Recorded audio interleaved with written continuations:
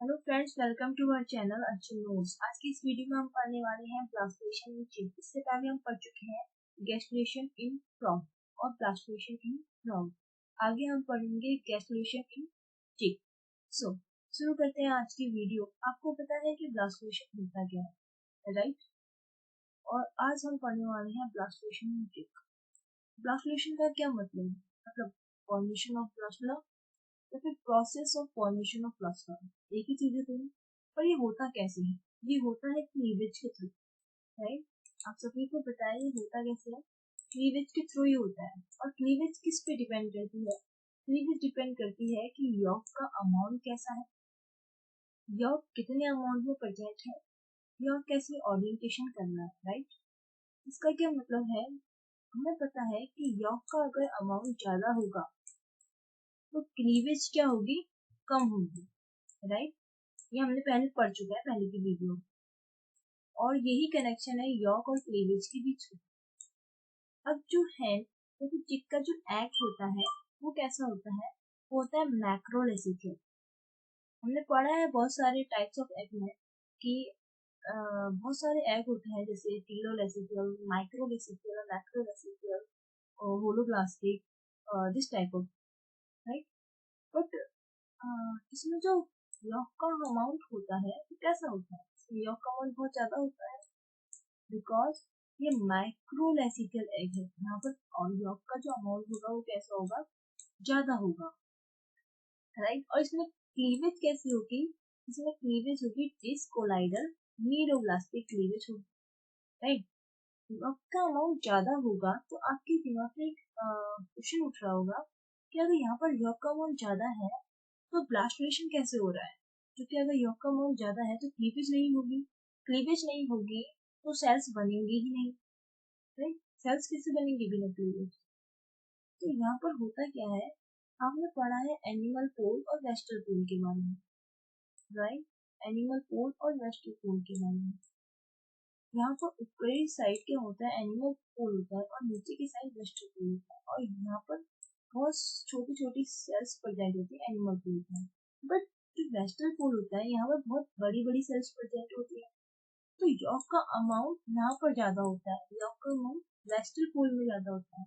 Animal पोल में York का amount ज्यादा नहीं होता है। तो क्लीवेज सारी कहाँ होंगी?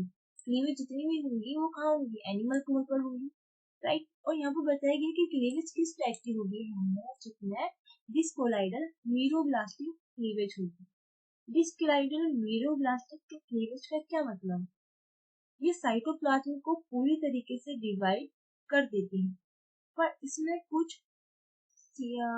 लिमिटेड होती है, कुछ सीमाएं लगी होती है कि आपको एनिमल पोल में इतने एरिया तक ही क्लीवेज करना है। आप पूरी की पूरी क्लीवेज नहीं कर पाएंगे, जैसे कि हम आगे पढ़ने वाले हैं। ये होता एक्चुअली कहाँ पर है क्लीवेज? ये जर्मिनल डिस्क पर होता है, इसको हम ब्लास्टोडिस्क भी कहते हैं। ये कहाँ पर प्रेजेंट होती है? ये एनिमल पोल पर प्रेजेंट होती है। ये होता कितने हावर में है? फर्टिलाइजेशन के 3 हावर बाद ये प्रोसेस शुरू हो जाता है। जो एग होता है वो प्रेजेंट होता है हैन के ओविडक्ट, राइट? अभी आपको पता करना है कि जो ब्लास्टोडिस्क है ये प्रेजेंट कहाँ पर है। इस इमेज में देखिए, इस इमेज में आपको यहाँ पर ब्लास्टोडिस्क दिख रहा होगा और जो फर्स्ट क्लीवेज शुरू होती है वो यहीं पर से होती है। इस टाइप से जो है क्लीवेज शुरू हो जाती है, यहाँ पर से कट लगना शुरू होता है। अब क्लीवेज जो हमने पढ़ी थी बहुत टाइप की होती है, जैसे वर्टिकल प्लेन फैरोज को काटता है वर्टिकली, एंड ट्रांसफरी जो है फैरो जो है एग को काट देता है, इक्वाटोरियल पोजीशन पर काटता है, मेरिडियनल क्लीवेज होती है, ये हमने पढ़ा है। तो फर्स्ट में होता क्या है? फर्स्ट क्लीवेज में जो क्लीवेज फैरो होता है वो वर्टिकली एग को काटना शुरू करता है, ठीक है? वर्टिकली एग को काटना शुरू करता है, वो भी ब्लास्टोडिस्क से। और ब्लास्टोडिस्क जो है एनिमल पोल से लेकर वेस्टल पोल पर पूरा इस तरीके से, एनिमल पोल से लेकर वेस्टल पोल तक पूरा इस तरीके से इसको काट देता है, राइट?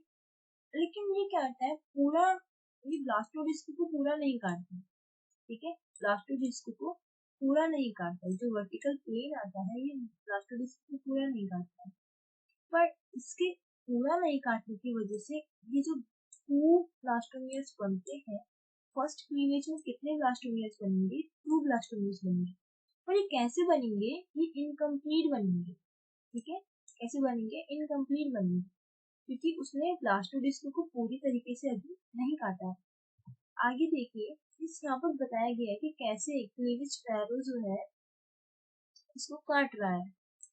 ये है क्लीवेज फैरो और ये देखिए ऐसे कैसे काट रही है।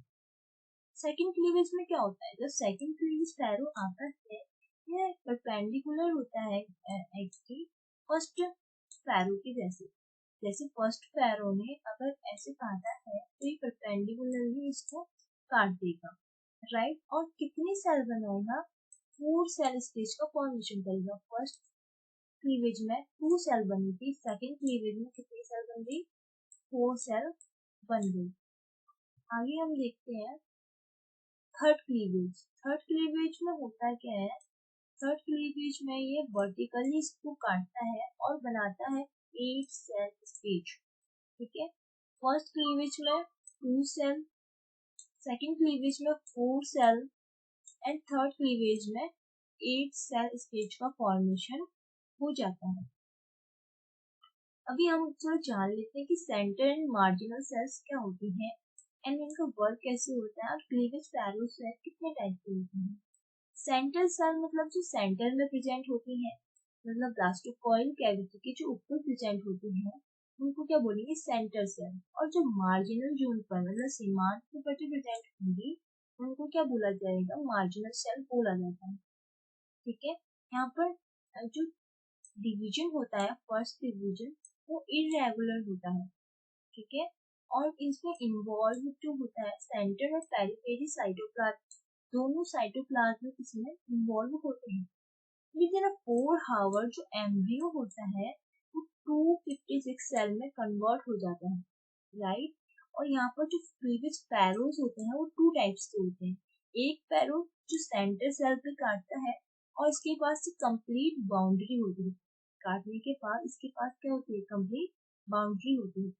पर जो सेकंड फैरो होता है वो रेडियली काटता है, सेपरेट करता है मार्जिनल सेल्स को। मार्जिनल सेल्स में मैंने आपको बताया सीमांत की कोशिकाएं, यहाँ पर क्या कर देता है? इसको अलग कर देता है। ठीक है, ब्लास्टोकॉइल से। पर इसके पास जो होता है इनकम्प्लीट बाउंड्री या इनकम्प्लीट वॉल्स प्रेजेंट होती हैं। यहाँ पर आपको बताया गया है कि कैसे cleavage Pharaoh's first cleavage, second cleavage, third cleavage को करना है, उसके बाद 32 सेल स्टेज बनाना है। अब हम देखते हैं ब्लास्टोकॉइल। ब्लास्टोकॉइल कैविटी, जिससे अगर जिस स्ट्रक्चर में प्रेजेंट है उसी स्ट्रक्चर को हम ब्लास्टुला कहते हैं और उसकी फॉर्मेशन हम पढ़ रहे हैं। अभी क्या होता है, जब 8 सेल्स बन चुकी हैं तो सेम टाइम में हॉरिजेंटल फैरो आता है और वो हॉरिजेंटली इसको सेंट्रल सेल से क्या कर देता है? डिवाइड कर देता है, जिसकी वजह से जो मार्जिनल जोन होता है उसकी जो लेयर होती है वो सेपरेट हो जाती है प्रोटोप्लाज्म से। ठीक है, प्रोटोप्लाज्म के नीचे से इसकी जो सेल्स होती है वो क्या होती है? अलग हो जाती है, बिकॉज यहाँ पर नेक्स्ट क्लीवेज हुई है 8 सेल के बाद उसकी क्लीवेज हुई है, या फिर हम बोले 4th क्लीवेज हुई है, तो ये बनाता है 32 सेल स्टेज। और आप सभी को पता है कि 32 सेल स्टेज जब बन जाता है तो इसके बाद सेगमेंटेड कैविटी या ब्लास्टोकॉइल बन जाती है। ठीक है, अब यहाँ पर क्या होता है, जो कैविटी होती है वो एक ट्यूब से फिल्ड होती है और इस स्टेज को क्या कहते हैं? ब्लास्टुला कहते हैं। और इस जो जिस क्लीवेज की वजह से हुई है, मतलब यहाँ पर कौन सी क्लीवेज हुई थी? डिस्कोलाइडल क्लीवेज हुई थी, जिसकी वजह से इस कैविटी, इस स्ट्रक्चर को क्या कहा जाएगा? इस स्ट्रक्चर को कहा जाएगा डिस्कोब्लास्टुला। यहाँ पर आप देख रहे हैं ब्लास्टुलेशन इन चिप का प्रॉपर एक डायग्राम। यहाँ पर आपको सेगमेंटेड कैविटी यानी कि ब्लास्टोकॉइल भी दिखाई दे रही है, सेंट्रल सेल भी यहाँ पर प्रेजेंट है, मार्जिनल सेल भी यहाँ पर प्रेजेंट है, यॉक का मर्ज आप देख सकते हैं नीचे है वेस्टल पोल की तरफ। ये है आपका एनिमल पोल, यहाँ पर एरिया पेलुसिडा और एरिया फ्रूट का प्रेजेंट है। अच्छा, चलिए ये जान लेते हैं कि एरिया पेलुसिडा जो है बॉडी को प्रॉपर तरीके से फॉर्म करने में मदद करती है और ये एरिया ओव का जो है वो एम्ब्रियोनिक मेम्ब्रेन बनाने में हेल्प करती है। Thanks for watching our channel. अगर आपको वीडियो अच्छी लगी हो तो इस चैनल को लाइक कीजिएगा, सब्सक्राइब कीजिएगा और अपने दोस्तों के साथ शेयर जरूर कीजिएगा। Thanks for watching.